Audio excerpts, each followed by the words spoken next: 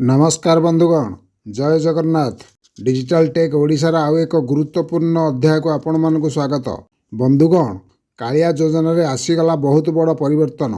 संपूर्ण सठिक विषय जानिया पई भिडियोटी को शेष पर्यंत निहाती देखंतु और सही अनुसार कार्य करंतु। आपण मानक आगरू कहितली निर्वाचन आसुची, तेणु आपण माने यार भरपूर लाभ उठांतु, कारण यहा परे आपणक कथा आउ केही सुनिबे नाही। तेणु यथाशीघ्र ये भिडियो को देखि आम कहिमा अनुसार काम करंतु और लाभवान हुअंतु।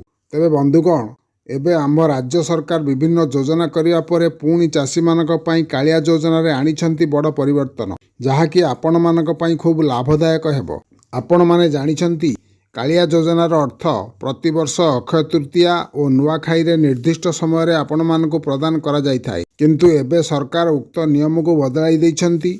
अर्थात सरकार जेतेबेले चाहिए सेतेबेले उक्त अर्थ चाषी मानक प्रदान करिपरिबे। तेणु आशा करा जाउछि आसंता साधारण निर्वाचन पूर्वरु अर्थात फेब्रुआरी शेष किंबा मार्च मासर प्रथम सप्ताह सुद्धा आपण माने पाई परिबे एही सहायता राशि।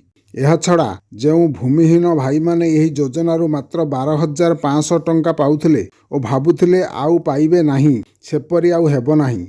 प्रत्येक भूमिहीन चाषी मानक प्रतिवर्ष मिलिबो आउ 2,000 लेखाएं मिसाई अर्थात 14,500 लेखाएं वर्ष को मिलिबो।